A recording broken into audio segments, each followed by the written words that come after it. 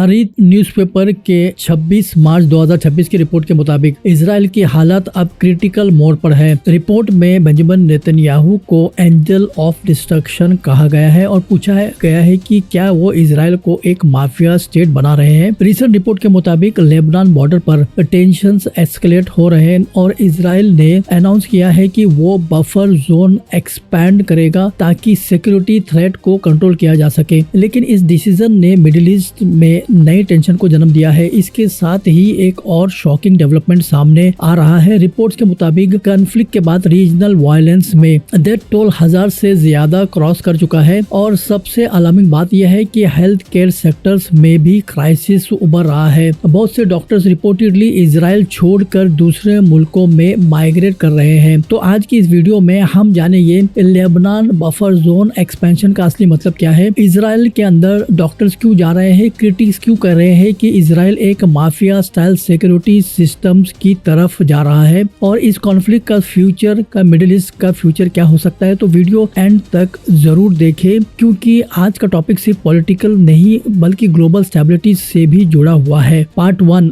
Lebanon border tension से सबसे पहले बात करते हैं कि लेबनान बॉर्डर सिचुएशन की। इजराइल और हिजबुल्लाह के बीच टेंशन कोई नई बात नहीं है। पिछले कई सालों से सदर्न लेबनान और नॉर्दर्न इजराइल एक हाईली मिलिटराइज जोन बन चुका है। हिजबुल्लाह एक पावरफुल मलेशिया है और पॉलिटिकल ग्रुप है जो लेबनान में काफी इन्फ्लुएंस रखता है। इजराइल इसे अपनी नेशनल सिक्योरिटी के लिए मेजर थ्रेट मानता है। इसी वजह से इजराइल ने अनाउंस किया है कि वो बॉर्डर पर एक एक्सपैंडेड बफर जोन क्रिएट करेगा। ये बफर जोन का सिंपल मतलब होता है कि ऐसा एरिया जहां मिलिट्री कंट्रोल स्ट्रांग होता है ताकि दुश्मन फोर्सेस बॉर्डर के पास ना आ सके। नेतन्याहू गवर्नमेंट का कहना है यह है कि ये स्टेप डिफेंसिव सिक्योरिटी मेजर्स है, लेकिन क्रिटिक्स का कहना है कि ये मूव रीजनल एस्केलेशन को और बढ़ा सकता है। अगर बफर जोन एक्सपैंड होता है तो इसका मतलब ये है कि ज्यादा मिलिट्री प्रेजेंस, ज्यादा चेक पॉइंट्स और बॉर्डर एरियाज में डिस्प्लेसमेंट का रिस्क। ये सिचुएशन लेबनान के सिविलियंस के लिए भी सीरियस कंसर्न बन सकता है। पार्ट 2 बढ़ते हुए मौत का आंकड़ा। अब बात करते हैं कि कॉन्फ्लिक्ट के ह्यूमन कॉस्ट। ये रिसेंट रिपोर्ट के मुताबिक रीजनल वायलेंस में डेथ टोल 1000 से ज्यादा क्रॉस कर चुका है। वॉर और मिलिट्री क्राइसिस का सबसे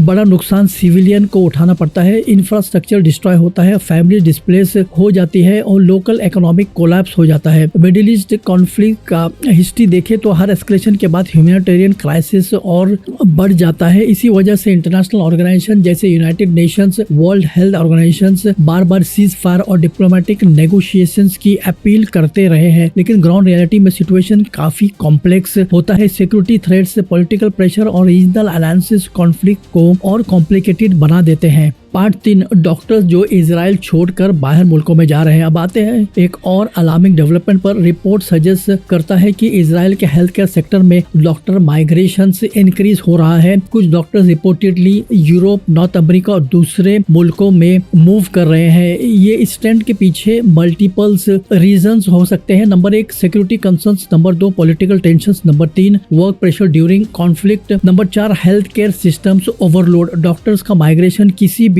मुल्क के लिए एक सीरियस इशू होता है। Health care systems heavily dependent होता है ट्रेन प्रोफेशनल पर। अगर एक्सपीरियंस तजुर्बेकार डॉक्टर्स मुल्क छोड़ने लगते हैं तो हॉस्पिटल्स अंडरस्टाफ्ड हो जाते हैं, पेशेंट्स केयर इम्पैक्ट होता है, मेडिकल सिस्टम्स पर एक्स्ट्रा प्रेशर आ जाता है। इजराइल हिस्टोरिकली एक स्ट्रॉन्ग हेल्थ केयर सिस्टम माना जाता है, लेकिन कॉन्फ्लिक्ट सिचुएशंस में इवन स्ट्रॉन्ग सिस्टम्स भी स्ट्रेन फील करते हैं। Part 4 mafia state debate. अब सबसे कंट्रोवर्शियल डिबेट पर आते हैं। कुछ पॉलिटिकल कमेंटेटर्स और क्रिटिक्स कह रहे हैं कि नेतन्याहू की पॉलिसीज इजराइल को एक हार्डलैंड सिक्योरिटी स्टेट के तरफ ले जा रहा है। कुछ लोग इसे सिंबोलिकली माफिया स्टाइल पॉलिसीज या पॉलिटिक्स कह रहे हैं। इस फ्रेज का मतलब यह है कि यह नहीं होता कि मुल्क लिटरली माफिया बन गया है। ये एक पॉलिटिकल क्रिटिसिज्म होता है जिसमें लोग एक्यूज करते हैं कि गवर्नमेंट एक्सेसिव पावर इस्तेमाल कर रही है और या एग्रेसिव टैक्टिक्स अडॉप्ट कर रही है। सपोर्टर्स ऑफ नेतन्याहू इसे स्ट्रांगली रिजेक्ट करते हैं। उनका कहना है कि इजराइल एक छोटा मुल्क है जो मल्टीपल सिक्योरिटी थ्रेट्स फेस करता है। उनके मुताबिक हमास अटैक्स, हिजबुल्ला रॉकेट और रीजनल इंस्टेबिलिटी, ये सब फैक्टर्स इजराइल को स्ट्रॉन्ग मिलिट्री स्टांस लेने पर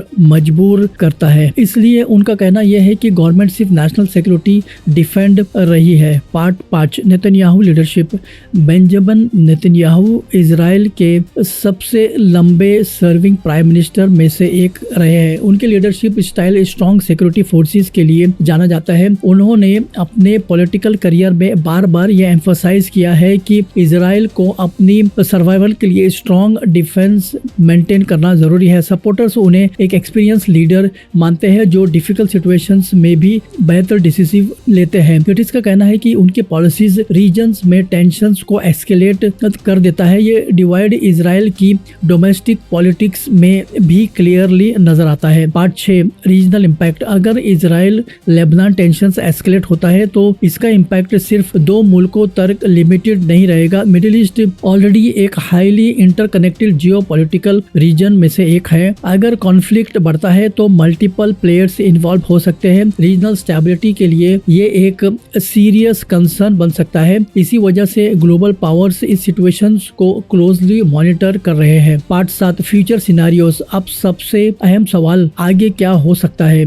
एक्सपर्ट्स के मुताबिक कुछ पॉसिबल सिनेरियोस हो सकता है। लिमिटेड बॉर्डर क्लैशेस जो ग्रेजुअली डी-एस्केलेट हो जाए। नंबर 2, एक्सपेंडेड मिलिट्री जिसमें मल्टीपल रीजन्स इन्वॉल्व हो जाए। नंबर 3, डिप्लोमेटिक नेगोशिएशन इंटरनेशनल के जरिए। सबसे होपफुल सिनेरियोस ऑब्वियसली डिप्लोमेसी का है। हिस्ट्री ने ये प्रूफ किया है कि लॉन्ग टर्म पीस सिर्फ नेगोशिएशंस और एग्रीमेंट से ही पॉसिबल होता है। तो खुलासा यह है कि लेबनान बॉर्डर पर इजराइल का बफर जोन एक्सपेंशन प्लान, बढ़ते हुए मौत और ह्यूमैनिटेरियन कंसर्न्स और डॉक्टर्स जो इजराइल छोड़कर बाहर मुल्कों में जा रहे हैं और माफिया स्टेट डिबेट जो ग्लोबल मीडिया में डिस्कस हो रहा है। रियलिटी यह है कि मिडिल ईस्ट कॉन्फ्लिक्ट एक्सट्रीमली खासकर कॉम्प्लेक्स होता है। हर साइड की अपनी सिक्योरिटी कंसर्न और पॉलिटिकल नैरेटिव्स होता है। लेकिन एक चीज क्लियर है, जब भी कॉन्फ्लिक्ट एस्केलेट होता है सबसे ज्यादा नुकसान आम लोगों को होता है। इसीलिए दुनिया भर में लोग होप कर रहे हैं कि टेंशंस एस्केलेट ना हो और डिप्लोमेटिक सॉल्यूशंस